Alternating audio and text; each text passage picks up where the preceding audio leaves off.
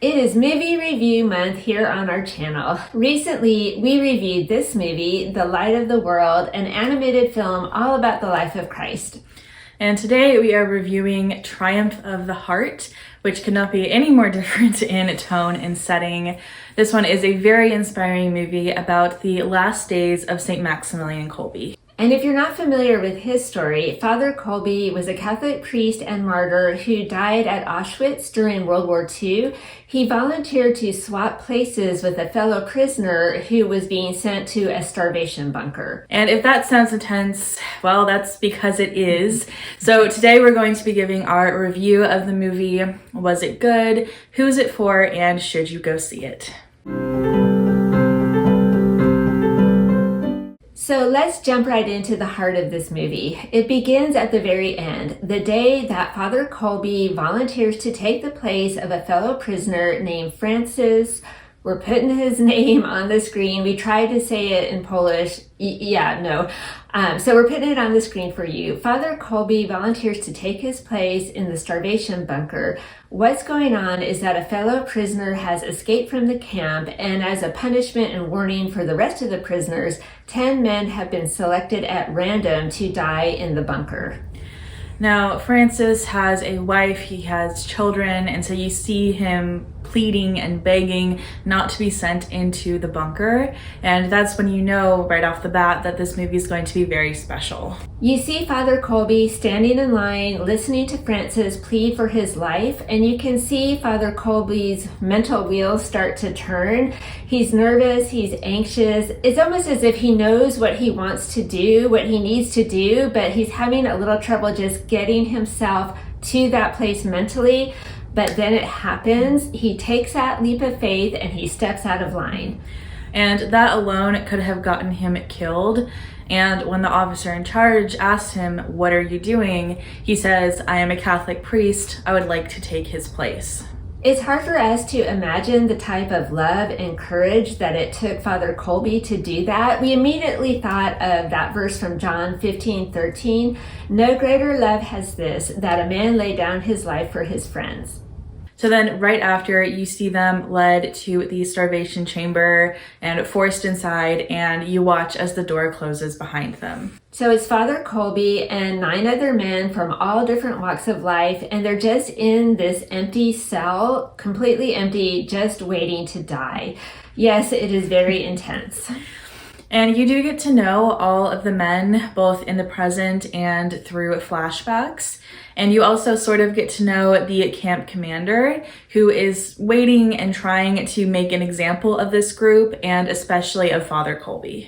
So you walk with these men day by day, and we're not going to pretend at times it is very, very hard to watch. And yet there are also some really beautiful moments, like when the men are all singing the Salve Regina, Hail Holy Queen, and other people in the camp can hear them singing, and they're very moved and inspired by that.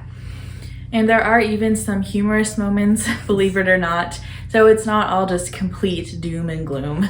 And we really don't know much or anything about the 9 other men who were in the bunker with Father Kolbe. So the writers of the movie definitely had to use some creative license to create this story. But it does give you a really good feel of what life in the bunker might have been like, about how God offers us hope even in the blackest of moments. And Jesus is right there with them in the suffering. Now, of course, there is violence in this movie.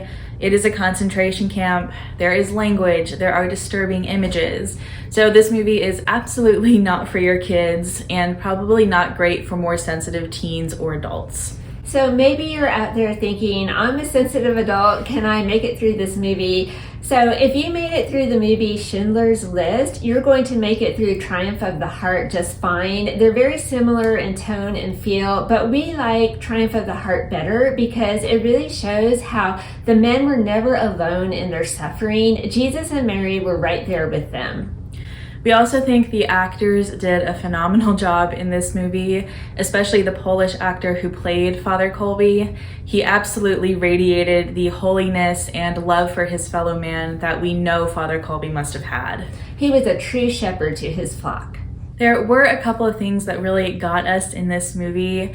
For me, it was the ending scene. I don't want to spoil it, but it was incredibly touching. And for me, there was one thing. It has to do with Father Kolbe's glasses. When he went into the starvation bunker, they took away his glasses. I had never thought about that before, but of course they did, because he could have used those as a weapon, or someone else could have. But I don't know, it adds insult to injury. I mean, it's already horrible, and now he can't even see well, and that just really got me. And there were a couple of things that we wish were a little bit different. I would have liked the movie to show a little bit more about Father Kolbe's life before the war. Now, I get it, their angle was very unique, starting at the end of his life. I completely understand what they did there, but I do think it would be really cool if the people watching the movie got to learn more about his work before World War II. And the one thing that I would have changed has to do with the man that Father Kolbe saved, Francis. Now, he did survive the war. He lived another 50 plus years. He was reunited with his family, and he was even there in St. Peter's Square on the day that Father Kolbe was canonized as an official saint, which is super, super cool. But I did read recently that Francis always said for the rest of his life that his one job now was to tell every single person he met about Father Kolbe, the man who saved my life. So I do think it would have just been fun if the movie had ended with Francis meeting someone and saying, "Hey, let me tell you about the man who saved my life." So all in all, we think that Triumph of the Heart is a great movie, very well done. Absolutely go see it if you get the chance, but again, not for kids. We think it's going to be one of the great Catholic must-see movies about Father Kolbe, about World War II. It is great, especially if you happen to have a devotion to Father Kolbe, which we definitely do here. We have loved him for many years. In fact, I even have a nephew named Kolbe. And this movie will be in theaters starting on September 12th. So let us know if you go see it and what you think. So thank you so much for watching today. We hope that this review was helpful. St. Maximilian Kolbe, pray for us. We'll see you next time. Bye.